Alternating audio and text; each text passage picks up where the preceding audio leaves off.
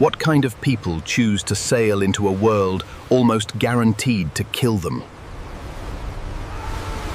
On Dark Origins, we don't tell you what to believe. We explore how survival shaped humanity. And ask what it's still shaping today. Not for glory, not for conquest. They did not leave seeking songs to be sung about them, or banners to be raised in their names. They left because staying meant slowly fading into hunger, into silence, into lives that would never be remembered. Before oceans had names, before maps could be trusted, before anyone could say what waited beyond the horizon, they stepped onto fragile wood and let their past loosen its grip, not in a single moment, but in small, irreversible pieces. A final look at the shoreline, the smell of familiar soil, the shape of hills they would never see again. There were no rescue plans, no routes drawn in ink, no certainty that the next sunrise would come. Only wind, only water, only the quiet understanding that survival was no longer a place. It was a decision. And once that decision was made, there was no turning back. Only forward, into the unknown, into the cold, into whatever remained of them. On the other side of the sea, they did not leave because they wanted adventure. They left because the land could no longer hold them. The soil was thin, scraped raw by wind and frost. Winters stretched on without mercy. Summers arrived late and left early, barely long enough to promise life. Never long enough to secure it. One failed harvest could erase a family. Two could erase a village. And sometimes even success was only temporary. A single good year standing between survival and disappearance. If you were born without land, your future had already been written for you. Not in ink, but in hunger. Would serve someone else's fields. You would count meals instead of years. You would learn how to make little feel like enough. And if you refused that life, there was only one remaining choice. Not courage, not ambition, departure. Not towards something promised, but away from something that had already decided you were expendable. The shoreline is quiet, not peaceful, tense. The kind of quiet that tightens the chest, the kind that listens back. Men lean into the longship, pushing it over rough wooden rollers. Their hands are split and swollen. Rope has burned grooves into their skin, dark lines that will never fully fade.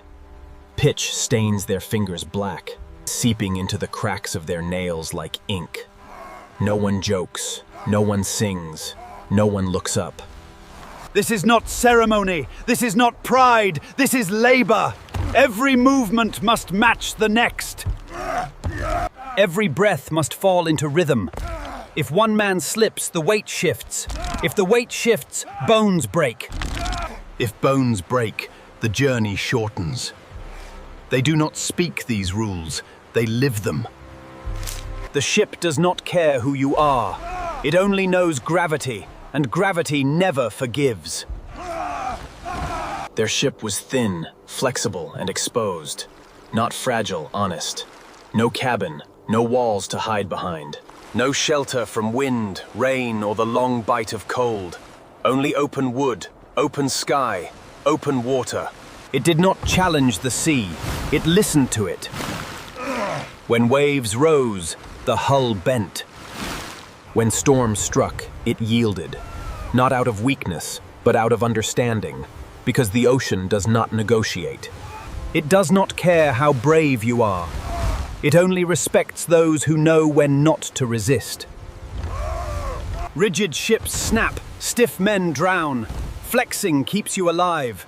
This vessel was not meant to feel safe. Safety is a luxury of the shore. Out here, there is only function, only balance, only survival. Every plank, every curve, every rope was a quiet admission of truth. The sea will always be stronger, and the only way to cross it is to stop pretending otherwise. They breathe slowly now, carefully, as if each breath must be counted, because breath is no longer automatic. It is permission.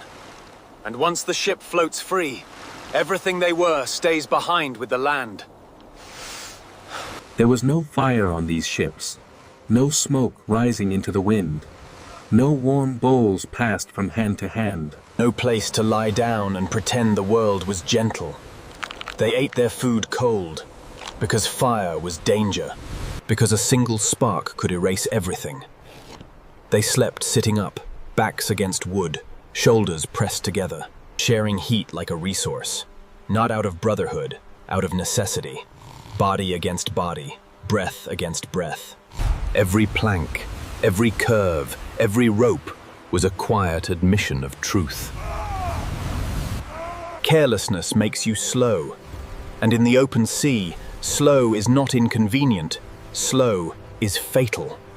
So they chose hunger over warmth, stiff joints over soft beds, cold over weight. Because comfort is heavy, and heavy things sink, and the ocean always collects what cannot move fast enough. They did not survive through strength, they survived through systems. Everything was measured, rotated, watched. Who rode first? Who rested next? Who ate? Who drank? Who hadn't? Nothing was left to chance, because chance favors the sea. If someone grew quiet, they noticed.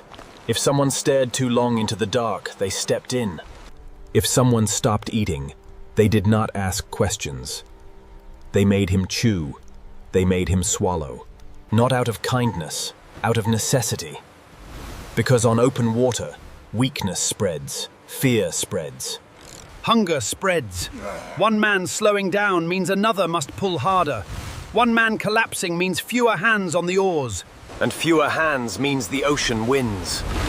So they watched each other constantly.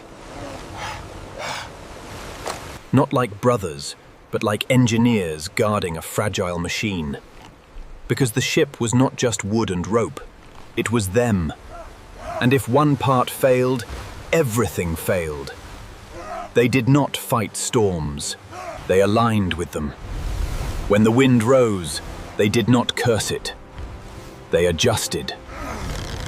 Hands moved to the ropes, sails were reefed, weight was shifted, inch by inch, until the ship breathed again. They let her rise, let her fall, let her bend. Because resisting the ocean was not bravery, it was suicide. Wood that refuses to flex will snap. Bone that refuses to yield will break. And men were no different. They did not shout at the waves. They did not challenge the sky. They listened. They learned the language of water, the warning in its rhythm, the threat in its silence. The mercy in its pauses.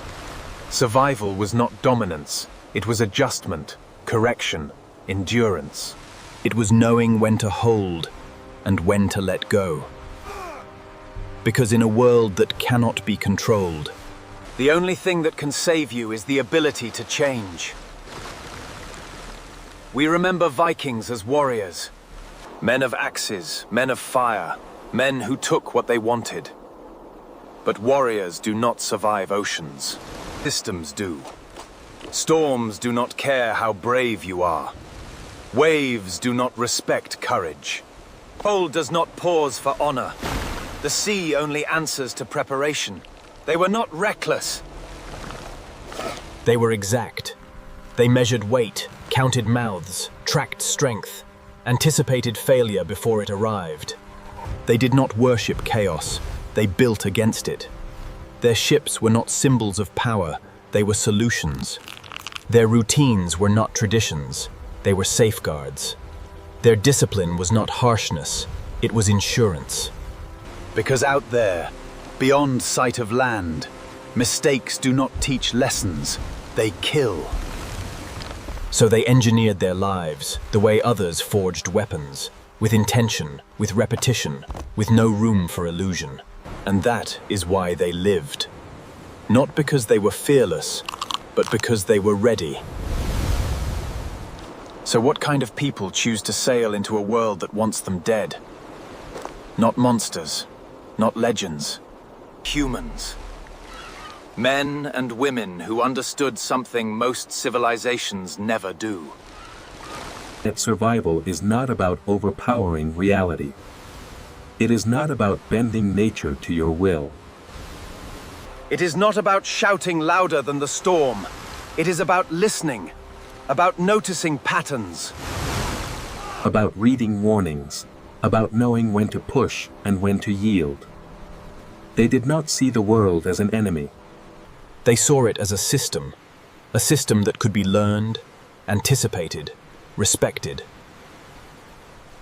They did not try to conquer it, they aligned with it. And that difference, that single shift in thinking, decided everything.